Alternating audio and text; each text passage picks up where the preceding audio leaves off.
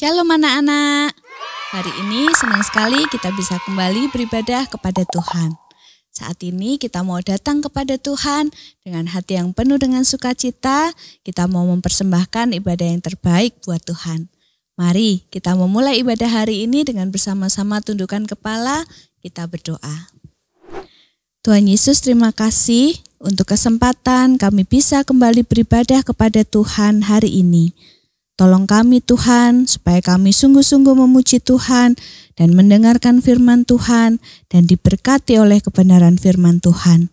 Kami serahkan ibadah kami dari awal sampai akhir di dalam nama Tuhan Yesus. Mari kita semua yang percaya katakan amin. Anak-anak, Allah kita adalah sumber kekuatan kita. Ketika kita merasa sedih, kita mungkin merasa sendirian atau kita mengalami beban yang berat, ingat bahwa hanya Tuhan milik kita yang menjadi sumber kekuatan kita. Kita mau sama-sama katakan dengan sukacita, Allah sumber kuatku.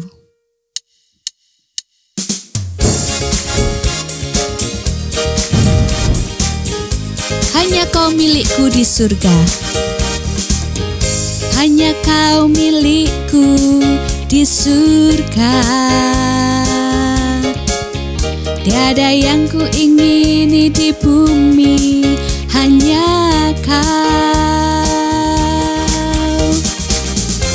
Tak ku andalkan kekuatanku, namun yang pasti Kau tetap selamanya Allah sumber kuatku, Allah sumber kuatku, Allah sumber kuatku dan bagianku selamanya Allah sumber kuatku, Allah sumber kuatku, Allah sumber kuatku dan bagianku selamanya, selamanya. Hanya Kau milikku di surga. Tiada yang ku ingini di bumi, hanya Kau. Tak ku andalkan kekuatanku, namun yang pasti Kau tetap selamanya Allah sumber kuatku, Allah sumber kuatku, Allah sumber kuatku dan bagianku selamanya Allah sumber kuatku, Allah sumber kuatku, Allah sumber kuatku dan bagianku selamanya Allah sumber kuatku, Allah sumber kuatku, Allah sumber kuatku dan bagianku selamanya Allah sumber kuatku, Allah sumber kuatku, Allah sumber kuatku dan bagianku selamanya, selamanya. Terpujilah Allah kita, Allah sumber kekuatan kita. Anak-anak, kita percaya bahwa di dalam kehidupan kita, penyertaan Tuhan itu tidak pernah terlambat, tidak pernah berakhir. Dia selalu beserta dengan kita. Mungkin kita mengalami kesulitan-kesulitan, tetapi kita percaya ketika kita memandang pada Tuhan Yesus, maka kita akan melihat wajahnya yang mulia, wajahnya yang tersenyum, yang menyertai kita, memberikan kita kekuatan. Kalau saat ini ada anak-anak yang sedang merasa sedih, letih, lesu, berbeban berat, Mari, Lesetiwi mau ajak kita untuk memandang pada Tuhan Yesus. Kita katakan sama-sama melalui pujian dari KPPK 174. Pandanglah pada Yesus.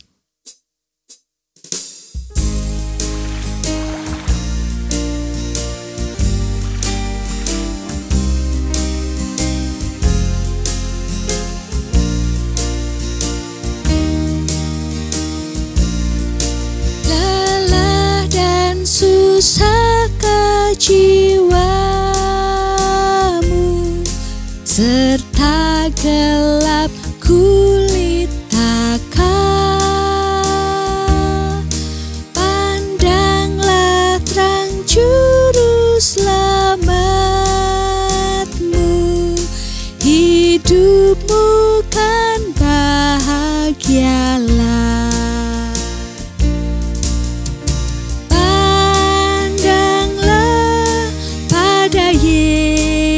Yesus, pandanglah wajah mulianya, di dalam terang kemuliaannya, dunia akan menjadi hampa. Janjinya tak pernah berubah bila bersandar padanya. Cepatlah kabarkan Injilnya, bawa pulang domba sesat.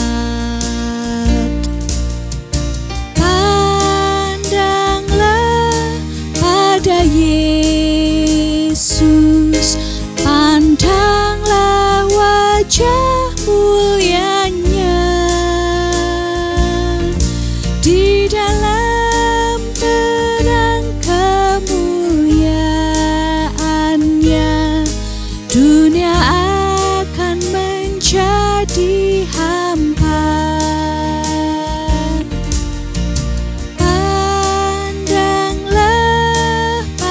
Yesus, pandanglah wajah mulianya, di dalam terang kemuliaannya, dunia akan menjadi hampa. Di dalam terang kemuliaannya, dunia akan menjadi hampa.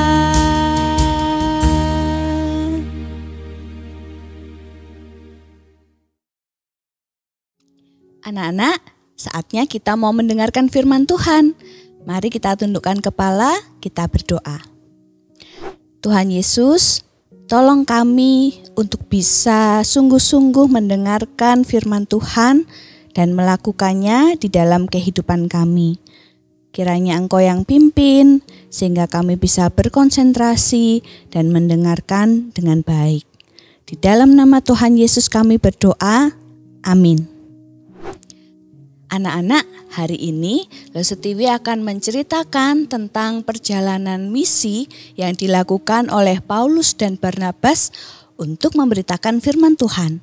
Dan ini adalah perjalanan kali pertama mereka. Nah, kita membayangkan ya, saat ini Paulus dan Barnabas ada di tepi pantai. Mereka akan diutus untuk memberitakan Injil kepada bangsa-bangsa lain, yaitu mereka yang bukan termasuk orang Yahudi. Nah, mereka akan pergi kemana ya? Allah memimpin Paulus dan Barnabas untuk memberitakan tentang Tuhan Yesus kepada mereka semua yang belum pernah mendengar tentang Injil. Dan di dalam perjalanan yang pertama ini kita mau melihat kota-kota mana saja yang akan mereka singgahi, tinggali, dan memberitakan firman Tuhan. Yang pertama, Paulus dan Barnabas meninggalkan Antiokhia. Ya, kita bisa melihat di dalam peta, dari Antiokhia mereka berangkat ke Seleukia. Dan kemudian berlayar menggunakan kapal sampai di sebuah pulau yang bernama Pulau Siprus. Nah, kita lihat inilah jejak kaki yang pertama di sepanjang perjalanan Paulus dan Barnabas. Nah, kita nanti akan melihat ada beberapa jejak kaki ya. Nah, jejak kaki yang pertama hari ini ada di Pulau Siprus. Nah, di Siprus, Paulus dan Barnabas bertemu dengan seorang Yahudi yang adalah seorang tukang sihir dan nabi palsu. Paulus dan Barnabas memberitakan kabar baik tentang Tuhan Yesus kepadanya dan gubernur Romawi di pulau itu. Tetapi karena tukang sihir tadi terus menghalang-halangi pemberitaan firman Tuhan, dia akhirnya menjadi buta selama beberapa hari. Nah, setelah melihat kejadian yang luar biasa ini, gubernur tadi akhirnya menanggapi Injil yang diberitakan. Dan apa yang dia lakukan? Ayo kita mau lihat jejak kaki yang kedua. Di Kisah Para Rasul pasal 13 ayat 12 berkata, melihat apa yang terjadi itu, percayalah gubernur itu. Ia takjub oleh ajaran Tuhan. Nah, anak-anak lihat ya, di jejak kaki yang kedua itu ada kata apa ya? Coba, wah hurufnya acak. Coba anak-anak perhatikan. Itu hurufnya kalau dirangkai jadi apa ya? Ayo ada yang bisa menebak kata apa? Betul, percaya. Ini jejak kaki yang kedua ya, ada kata percaya di situ. Mereka orang-orang yang percaya kepada Tuhan Yesus, yaitu gubernur yang melihat apa yang diberitakan oleh Paulus dan Barnabas. Oke, lanjut. Kita mau cari jejak kaki yang ketiga. Akhirnya Paulus dan Barnabas pergi ke Perga. Nah, di kota ini Alkitab tidak banyak menceritakan apa yang terjadi, sehingga kita tidak tahu apa yang terjadi di sana. Tetapi dikatakan Yohanes kembali ke Yerusalem, dan tentu ini membuat Paulus sedih anak-anak.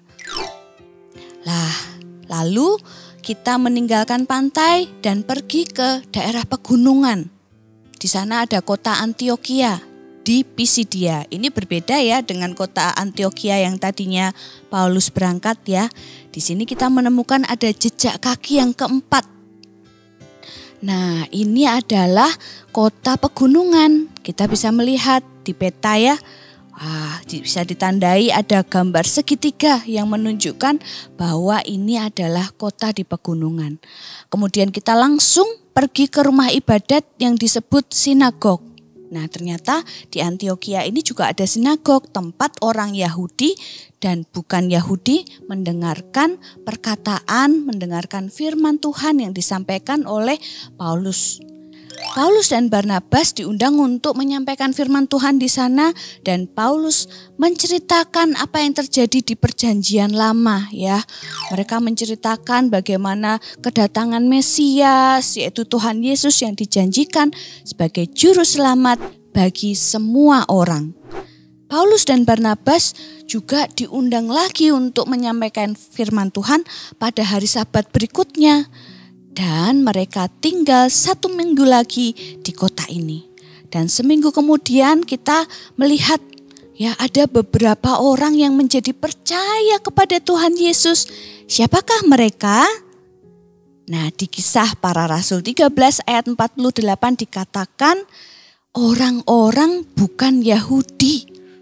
Nah, anak-anak, ternyata kabar keselamatan ini juga boleh membuat orang-orang yang bukan Yahudi menjadi percaya kepada Tuhan Yesus. Nah, ini jejak kaki kelima kita. Wah, tidak terasa ya, kita sudah ada di jejak kaki kelima. Nah, siapakah orang-orang yang bukan Yahudi ini?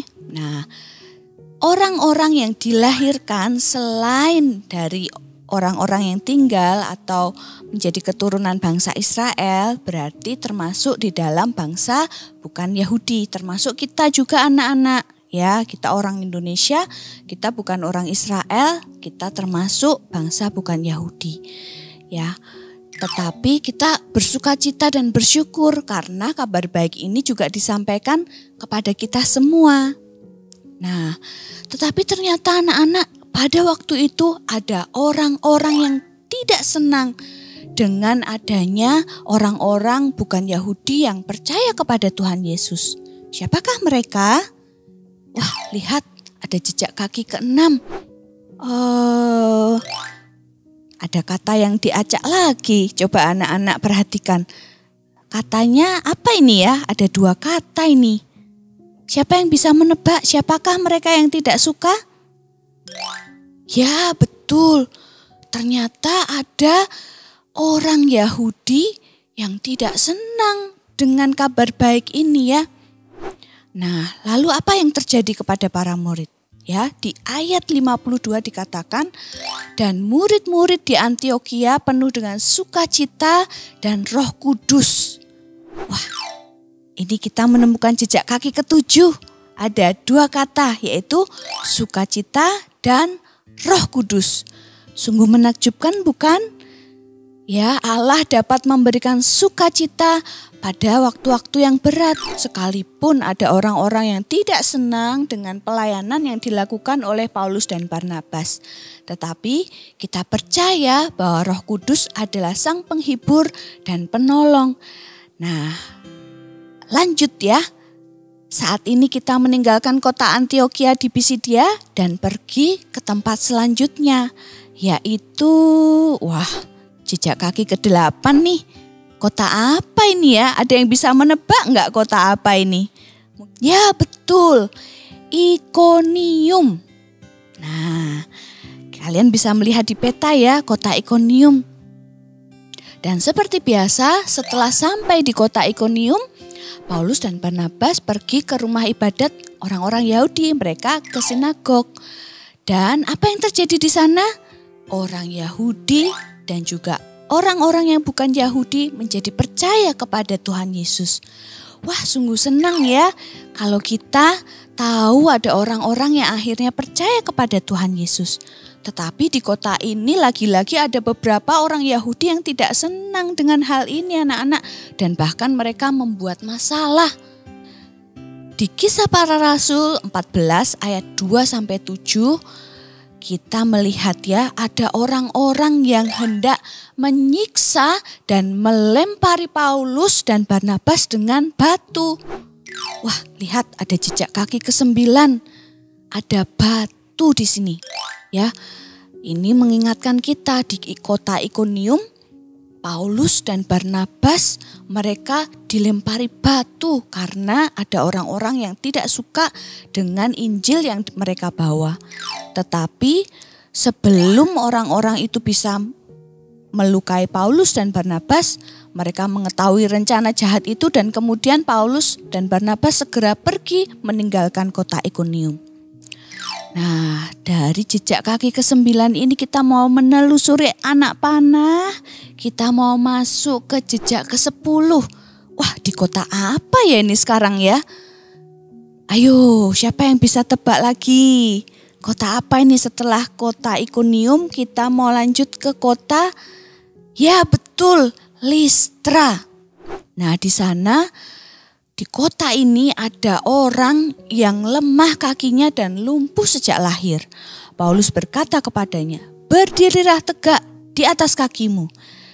Anak-anak, ketika Paulus mengatakan itu, tiba-tiba orang itu melonjak berdiri dan berjalan ke sana kemari dengan hati yang penuh dengan sukacita. Wah, dia bisa berjalan, dia bisa berdiri. Wah, dia senang sekali ya. Dan ketika orang banyak melihat apa yang dilakukan oleh Paulus dan Barnabas ini, mereka menyangka Paulus dan Barnabas ini adalah dewa yang turun di tengah-tengah mereka menjadi manusia. Wah, apakah itu benar? Tentu tidak anak-anak. Paulus dan Barnabas adalah manusia biasa. Lalu siapa yang membuat mujizat itu? Paulus dan Barnabas mereka mendapatkan kuasa dari Allah Roh Kudus untuk bisa menyembuhkan orang yang lumpuh itu tadi. Nah, orang-orang yang mengira mereka adalah dewa ditegur dengan keras oleh Paulus dan Barnabas. Mereka katakan, bukan, aku bukan dewa, aku adalah manusia biasa. Paulus lalu menceritakan ya, dari Kisah Para Rasul pasal 13 kita melihat.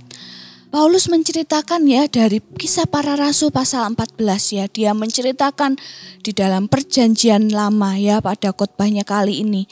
Supaya orang-orang itu menjadi tahu dan percaya bahwa dia memberitakan tentang Allah Sang Pencipta dan juga Tuhan Yesus yang adalah Juru Selamat. Nah, tapi setelah itu ada beberapa orang Yahudi dari Antiokhia dan Ikonium yang muncul dan membuat masalah. Mereka menghasut orang-orang di kota Listra ini. Apa yang mereka lakukan ya? Di Kisah Para Rasul 14 ayat 21 ya, mereka menghasut orang-orang untuk melempari Paulus dengan batu dan mencoba membunuhnya. Dan kali ini Paulus tidak kabur anak-anak ya, dia tidak menyingkir dari kota ini. Sehingga akhirnya mereka melempari Paulus dengan batu dan meninggalkannya setelah menganggap Paulus sudah mati. Wah anak-anak, kalau misalnya kita jadi Paulus pada waktu itu, bagaimana rasanya ya? Kita melayani orang-orang supaya percaya kepada Tuhan Yesus, tetapi malah kita dilempari sampai kita hampir mati. Apakah kalian tetap mau memberitakan Injil kepada orang-orang yang demikian? Anak-anak, ternyata Paulus mau. Dan Tuhan memberikan kekuatan kepada Paulus. Ketika orang-orang menganggap bahwa dia sudah mati, ternyata Paulus bisa berdiri dan dia bisa meninggalkan kota Listra. Paulus tidak mati anak-anak, dia bangkit dan dia berjalan meninggalkan kota Listra ini. Wah, luar biasa ya Paulus ya, dia dipakai Tuhan dengan luar biasa. Kemudian kita melanjutkan perjalanan Paulus. Dia akhirnya pergi ke sebuah kota yaitu ke kota Derbe. Dan inilah jejak kaki kita yang ke-12. Apa yang terjadi di kota Derbe? Ya, Paulus dan Barnabas memberitakan Injil di kota itu dan memperoleh banyak sekali murid. Banyak orang yang mau percaya kepada Tuhan Yesus. Lalu mereka juga kembali ke Listra, Ikonium, dan Antiokhia. Nah, jadi sekalipun mereka mempunyai pengalaman yang buruk di kota Listra, Ikonium, dan Antiokhia, mereka tetap pergi ke kota ini kembali untuk melayani orang-orang yang sudah percaya kepada Tuhan Yesus. Ya, nah kita melihat di sini ada dua jejak kaki. Jejak kaki yang ke-13 dan ke-14. Wah, kata apa ini ya? Ada dua kata juga di masing-masing jejak kaki. Coba anak-anak bisa merangkai enggak? Kata apa ini? Mudah ya? Katanya pendek. Betul, Injil dan murid. Nah, disinilah perjalanan Paulus dan Barnabas berakhir. Tapi ini baru perjalanan yang pertama ya. Nah, kini saatnya mereka kembali ke kota Antiokhia. Coba kita telusuri anak panah ya. Kita lihat petanya. Paulus dan Barnabas kembali ke Listra, lalu ke Ikonium, lalu ke Antiokhia yang di Pisidia, lalu ke Perga, ke Atalia, dan kemudian berlayar kembali ke Antiokhia di Syria.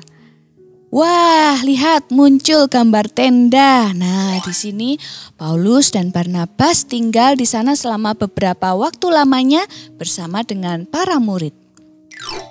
Anak-anak, saat Paulus dan Barnabas memulai perjalanan yang pertamanya ini, mereka memberitakan Injil kepada orang-orang yang sudah Allah siapkan untuk mendengarnya. Allah juga mau menempatkan orang-orang di dalam kita yang juga perlu mendengar kabar baik yang sama tentang Tuhan Yesus. Nah, kita juga perlu mendoakan mereka yang kita kenal dan memohon Allah untuk membukakan pintu hati mereka supaya mereka juga boleh menjadi percaya kepada Tuhan Yesus. Coba anak-anak pikirkan, siapa ya orang-orang di dalam hidup anak-anak yang belum percaya kepada Tuhan Yesus? Mungkin anak-anak tahu ada teman-teman atau ada saudara kalian yang belum pergi sekolah minggu. Nah, coba anak-anak ajak mereka pergi sekolah minggu, ikut sekolah minggu kita ya. Mungkin bisa ikut lihat ibadah YouTube atau juga bisa ikut join Zoom ibadah sekolah minggu kita. Nah, anak-anak bisa mendoakan mereka supaya mereka mau mengikuti ibadah kita dan menjadi percaya kepada Tuhan Yesus. Atau mungkin di rumah kalian punya mbak atau tukang kebun atau sopir ya yang kalian tahu belum percaya kepada Tuhan Yesus. Kalian bisa menceritakan tentang Tuhan Yesus kepada mereka supaya mereka juga menjadi percaya. Nah, lalu yang kedua anak-anak, sebelum Paulus dan Barnabas meninggalkan Antiokhia, jemaat di sana berdoa bagi mereka. Nah, kita juga tahu ada orang-orang yang diutus Tuhan seperti Paulus dan Barnabas. Mereka menjadi misionaris. Mereka memberitakan Injil kepada orang-orang di belahan dunia yang lain. Ada yang pergi ke Afrika, ada yang pergi ke India, ada yang pergi ke Australia menjadi misionaris. Nah, orang-orang ini juga harus kita doakan. Nah, hari ini kita nanti juga mau mendoakan untuk misionaris-misionaris yang Tuhan sudah utus untuk memberitakan firman Tuhan. Oke anak-anak, hari ini kita juga mau menghafalkan satu bagian firman Tuhan. Ya, Lu Setiwi mau mengajak kita menghafal dari Matius pasal 28 ayat 19 yang berkata, "Karena itu pergilah, jadikanlah semua bangsa muridku dan baptislah mereka dalam nama Bapa dan Anak dan Roh Kudus." Mari anak-anak kita berdoa. Tuhan Yesus, terima kasih hari ini kami bisa mendengarkan tentang cerita bagaimana Paulus dan Barnabas yang Tuhan pakai menjadi misionaris yang memberitakan Injil kepada bangsa-bangsa bukan Yahudi. Kami bersyukur kami pun termasuk orang-orang yang boleh percaya dan menjadi anak-anak Tuhan. Saat ini kami juga mau Tuhan, kami rindu boleh Tuhan pakai untuk menceritakan kabar baik ini kepada orang-orang yang kami kenal yang belum percaya kepada Tuhan Yesus. Terima kasih Tuhan, kami berdoa di dalam nama Tuhan Yesus. Amin.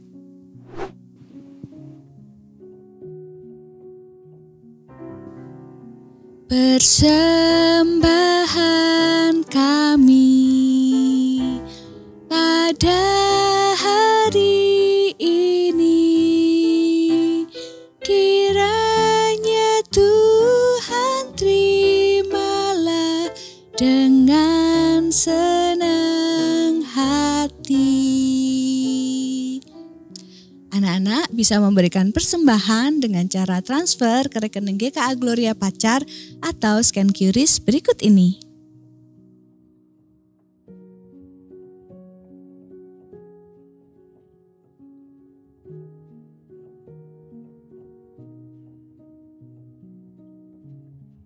Anak-anak, ibadah kita hari ini sudah selesai.